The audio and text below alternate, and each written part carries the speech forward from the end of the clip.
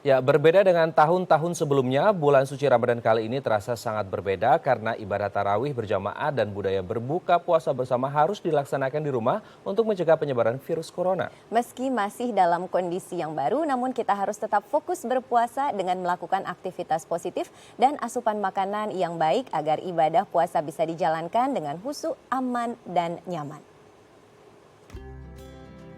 Bagi sebagian orang, puasa Ramadan tahun ini mungkin terasa lebih sulit, mengingat dampak pandemi COVID-19 yang tentunya tidak hanya memengaruhi kesehatan fisik, tetapi juga kesehatan mental, sosial, bahkan spiritual. Pola makan seimbang harus diterapkan agar tubuh tetap sehat selama menjalani puasa di tengah pandemi, serta menghindari terjadinya dehidrasi dan kekurangan mikronutrien. Agar tubuh kuat berpuasa, hindari makanan yang bersifat proinflamasi seperti gula dan minyak jenuh yang berlebihan. Tentu saja kita tetap harus menaati aturan yang diberlakukan oleh pemerintah, yakni menjaga jarak atau physical distancing dan tetap berada di rumah saja untuk memperkecil kemungkinan terpapar virus COVID-19. Lalu bagaimana menjaga puasa kita tahun ini agar tetap sehat secara fisik dan batin, apalagi dengan pembatasan sosial seperti sekarang ini? Nah, pemirsa, kita telah terhubung dengan Dr. Oki Ramadiana selaku spesialis penyakit dalam dari Rumah Sakit Mitra Keluarga Bintaro. Halo Dr. Oki. Halo Selamat Dok. pagi, baik. Dok, apa kabar Selamat Dok? pagi, halo. Baik, alhamdulillah. Sehat selalu ya Dok ya? Sehat selalu. Dok, kalau kemudian kita membahas tentang tubuh kita pada saat puasa, sebetulnya kondisi tubuh manusia atau individu secara umum pada saat sedang berpuasa itu seperti apa sih Dok? Ya, pada prinsipnya puasa itu adalah, kita harus tahu ya Mbak, kalau puasa itu adalah suatu aktivitas kita untuk menahan makan, untuk tujuannya adalah mengkonversi energi.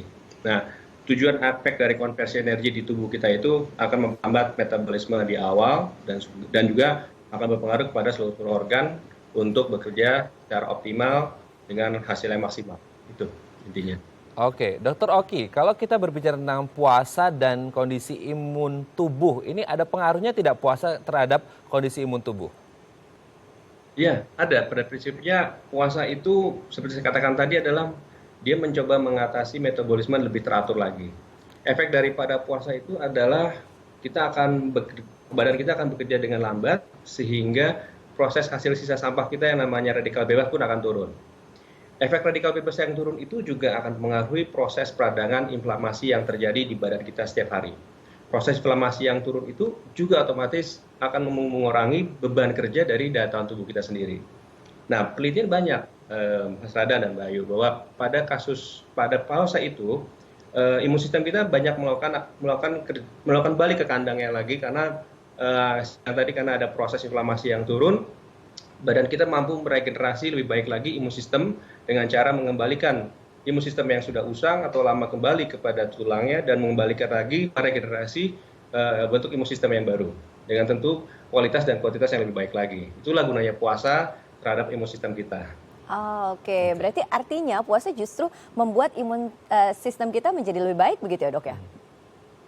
Betul, asal dengan syarat kita menjalankan puasa dengan baik dan benar dan disiplin. Tadi kita akan bahas itu. Oke. Nah, yang baik dan benar dan disiplin itu seperti apa ini, Dok? Nah, Ya, menarik ya. Jadi puasa itu seperti saya katakan tadi, kita ada suatu perubahan perilaku dengan cara menahan makan dan waktu yang lama pada pagi hari sampai menjelang sore. Ini menariknya di sini Pak, Mas Radan dan Mbak Ayu.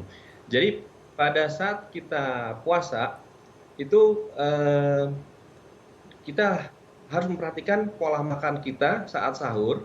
Satu, kedua pada saat kita aktivitas dari sahur sampai dengan kita berbuka puasa. Yang ketiga adalah bagaimana cara kita memulai makan pada saat berbuka puasa, itu yang penting. Saya ceritakan pada saat kita berbuka puasa, secara logika adalah kita akan menahan makan minum dari pagi sampai sore hari ada waktu yang lama, lebih dari 12 jam tentunya. Nah, ini perlu diperhatikan bahwa teman-teman sekalian bahwa kita harus mampu memilih makanan yang akan lama di badan kita, itu penting. Yaitu makanan-makanan yang berkarbohidrat kompleks seperti nasi, ubi, kentang. Tapi tolong sebaiknya hindari makanan-makanan yang berkarbohidrat yang rendah seperti yang sederhana seperti gula, tepung, terigu, mie dan sebagainya, kita sebaiknya hindari. Dan jangan lupa pada saat kita sahur adalah kita harus mengkonsumsi banyak serat dan buah agar makanan yang kita makan dari pagi sampai sore bisa bertahan lama. Dan pula juga dengan jumlah cairan yang minum pada saat buka puasa. Pada saat kita sahur adalah sekitar 2-3 gelas sehari dengan 1 gelas susu. Nah, kedua, pada saat aktivitas kita dari puasa, sahur sampai kita berbuka puasa, kita melakukan aktivitas yang sederhana saja, yang ringan dan sedang saja. Tidak sarankan untuk aktivitas yang berat. Untuk apa? Supaya kita dapat mengkonversi energi lebih baik lagi. Begitu pula saat kita puasa. Pada saat kita buka puasa, agak kebalikan dengan saat kita sahur. Kita harus mengkonsumsi pada saat buka puasa adalah golongan karbohidrat yang sederhana seperti gula, sirup, kurma. Silakan dikonsumsi pada saat berbuka puasa. Selanjutnya, setelah kita biasanya sholat maghrib atau mungkin pada rekan-rekan sekalian yang langsung mau makan, silakan, tapi dengan komposisi makanan yang mirip pada saat kita sahur, yaitu kembali kepada karbohidrat yang lebih kompleks. Nah, itulah kiat-kiat untuk berbuka puasa yang baik, disiplin, sehingga kita bisa bertahan menahan lapar dan haus dengan baik tanpa harus merugikan badan kita. Baiknya malah menguntungkan badan kita. Oke. Nah, Dok, kalau kemudian berbicara mengenai porsinya, tadi dokter kan sudah membahas tentang kandungannya harusnya apa, karbohidrat yang seperti apa. Sementara porsinya bagaimana, Dok? Kan sering mungkin kalau kita melihat buka puasa gitu ya, rapel semuanya, langsung banyak sekali yang dimakan. Kalau berbicara mengenai porsi, idealnya bagaimana, Dok? Ya, terima kasih, tanya itu baik sekali. Jadi, satu hari kita kebutuhan kalori kita bervariasi antara 1.500 sampai 2.000 kilokalori. Ya, jadi dalam satu porsi paket tersebut biasanya laki-laki itu sekitar 2.000 sampai 2.001, Mas Radan. Pada perempuan biasanya sekitar 1.500 sampai 1.700. Bervariasi berdasarkan tinggi badan. Nah, dari porsi yang sebesar itu, pembagiannya kita bagi sebagai persentase saja, lebih mudah jadinya. Yaitu pembagiannya pada saat kita buka puasa, pada kita sahur, kita makan kalori sebanyak 50% dari tadi. Dari 2.000 kalori atau 1.500. 50%-nya. Pada saat kita buka puasa, kita mengkonsumsi sekitar 40% dari total. Jadi sudah 90%. Kemana 10%-nya adalah saat kita setelah taraweh atau menjelang kita tidur. Jadi ini adalah rujukan dari dokter spesialis gizi mengatakan demikian. Jadi 50 pada saat kita sahur, 40% pada buka puasa, dan 10% setelah taraweh. Jadi mohon ini diperhatikan karena sangat mengikuti daripada metabolisme tubuh kita. Kalau dengan mengikuti pola seperti tersebut, ini akan baik-baik saja. Amin. Oke, Dokter Oki, ini kalau dari porsi makanan sudah dibahas, jangan dirapel, jangan balas dendam, karena itu lapar mata sebenarnya ya. Benar. Tapi kalau dari makanan sudah, Dok. Tapi kalau kita berbicara tentang selama puasa, kan salah satu hal yang bisa membuat tubuh kita sehat adalah olahraga ini, Dok. Nah, ketika kita berbicara tentang olahraga, supaya badan kita sehat, tapi kitanya kayaknya agak lemes, jadi nggak bisa olahraga. Nah, sebenarnya tips olahraga yang bijak dan baik selama kita berpuasa seperti apa? Apakah memang harus seperti sehari-hari porsinya atau olahraga boleh tapi dikurangi atau seperti apa dan kapan waktunya? Baik, terima kasih. Jadi sedikit informasi saja bahwa olahraga itu kan suatu bentuk penggunaan tenaga. Kita bilang dalam bahasa kami adalah katabolisme, gitu ya Pak ya. Jadi anabolisme terjadi pada saat 0 sampai 4 jam setelah kita sahur. Itu kita nimbun tuh makanan sampai jam 9 pagi, 8 pagi. Kemudian selanjutnya kita ada mulai proses katabolisme atau penggunaan tenaga. Pada saat jam 10 pagi mulai terjadi katabolisme, itu masih kita kuat-kuat aja. Nah, terus tapi menjelang sore, katabolisme kita sudah mulai berkurang. Nah, disinilah momen yang tepat sebetulnya kita bisa melakukan aktivitas olahraga. Karena pas menjelang buka puasa, proses penghancuran lemak mulai terjadi di situ. Nah, kita bantulah di situ. Ya, pada olahraga, ya mungkin paling bagus adalah sekitar 1 jam atau 2 jam sebelum buka puasa. Ya, tapi dibikin spare waktu sekitar setengah jam sebelum buka puasa kita sudah berhenti olahraganya.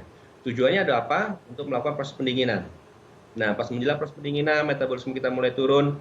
Pas beduk, kita bisa melakukan buka puasa dengan baik dengan komposisi makanan kita diskusikan tadi sebelumnya.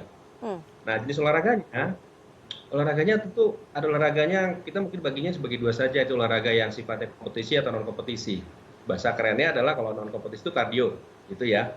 Kalau yang kompetisi seperti olahraga yang bersaing seperti main bola, basket, kemudian tenis dan sebagainya, itu membutuhkan termasuk olahraga yang termasuk berat, gitu. Sedangkan kardio atau olahraga yang non kompetisi seperti kita jalan kaki, naik sepeda, statis tanpa sprint, olahraga lari kecil, itu sangat baik sekali.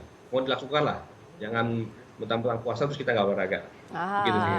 Oke, pilih waktunya yang tepat yaitu setengah jam kurang lebih sebelum kita berbuka. Begitu Dok, kalau kemudian berbicara mengenai asupan makanan seringkali karena takut sakit, itu akhirnya selain sahur dan berbuka pada saat sahur juga sering konsumsi vitamin. Nah, konsumsi vitamin nggak? Iya. Banyak Jujur Dok, ya. sebetulnya itu perlu nggak sih Dok? Mengingat sebetulnya pada saat puasa tadi kata dokter justru imun tubuh kita lagi bekerja dengan bagus loh. Menurut dokter bagaimana? Ya betul. Jadi tentu untuk konsumsi vitamin kami anjurkan betul.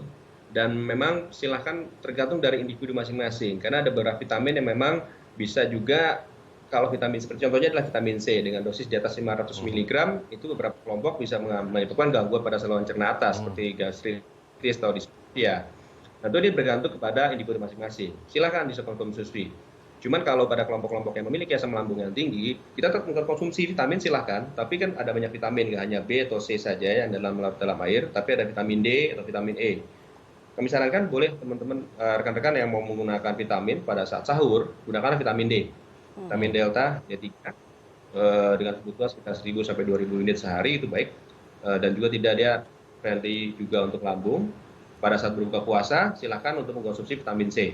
Oke. Nah, manusia itu sebenarnya vitamin C nggak perlu besar, cukup di bawah 100 mg. Oke.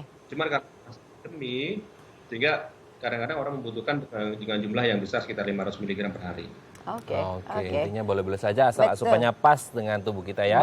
Baik. Terima kasih Dr. Oki Ramadiana, spesialis penyakit dalam dari Rumah Sakit Mitra Keluarga Bintaro. Sehat-sehat terus dokter, terima kasih. Dan pemirsa, usai jeda kita akan menghadirkan informasi inspiratif lainnya. Tetap bersama kami di Halo Indonesia.